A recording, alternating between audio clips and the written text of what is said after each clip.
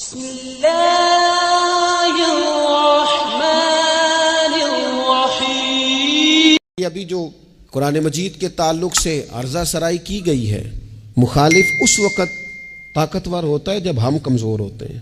مسلمان طاقت میں ہوتے تو کبھی کسی بدبخت کو یہ جرت نہ ہوتی، لیکن ہم تو ہیں بھائی، کسی کو کیا لگے اس کام سے، کوئی جو مرضی کرتا پھرے۔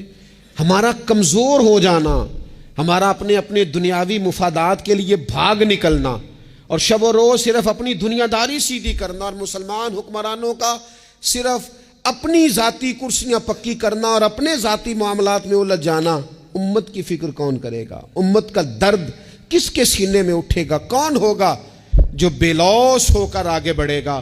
یہ جب تک ذوق پیدا نہیں ہوتا، شوق پیدا نہیں ہوتا، جب تک جد و جہد کا مزاج پیدا نہیں ہوتا، اپنی ذات کے جھگڑوں اور جھمیلوں سے اٹھ کر جب تک بندہ نہیں سوچتا، تب تک اسے سعادت صحیح میسر نہیں آتی۔ تھوڑی نیند کم کر لے، ایک وقت مرضی کا کھانا چھوڑنا شروع کرے، تھوڑا سا نا آئینے سے باہر آئیں، ہر وقت لباس نیا سے نیا پہننا اور سارا دن شیشے پہ کھڑے رہنا، یہ کوئی کمال نہیں۔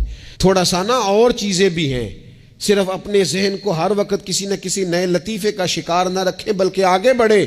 وہ کسی نے کہا تھا کہ ابھی تو منزل دور ہے، اور جب منزل دور ہو تو مسافر سویا نہیں کرتے، منزل دور ہو تو پھر نیند گہری نہیں آیا کرتی۔ منزل تو ابھی دور ہے۔